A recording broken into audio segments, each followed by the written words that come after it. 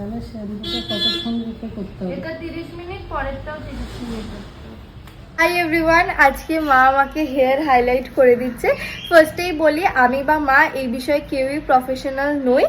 তো 2 বছর আগে একবার পুজোর সময় মা আমাকে এরকম হেয়ার হাইলাইট করে দিয়েছিল, তখন আমার বেশ ভালো লেগেছিল। তো তাই মাকে আজকেও বললাম যে আমাকে একবার করে দেওয়ার জন্য। আমার হেয়ার কাট করতে করতে ওগুলো চলে গেছে, কিছু কিছু রয়েছে, তো তাই মাকে বললাম আরেকবার করে দাও। তো তোমাদের দেখাই আমি কোন ব্র্যান্ডটা ইউজ করছি।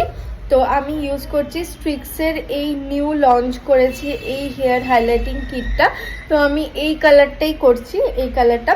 তো এখন স্টেপ 1 করা হয়েছে, এখনো স্টেপ 2 বাকি। এই হেয়ারটা ওয়াশ করলে দেন আমি স্টেপ 2 ফলো করতে পারবো। তোমাদের সঙ্গে অবশ্যই আমি রেজাল্ট শেয়ার করব আমার মিনি ব্লগে।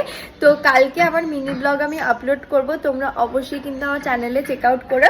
যারা এখন আমার চ্যানেলটা সাবস্ক্রাইব করোনি, সাবস্ক্রাইব করে দাও, আমার ব্লগগুলো তোমরা তাড়াতাড়ি দেখে নিতে পারবে। তো আজকের মতন টাটা, বাই বাই। এখন 30 মিনিট রেখে আমার হেয়ারটা ওয়াশ করে নিতে হবে, তারপরে আমি স্টেপ 2 করতে পারবো। Bye bye.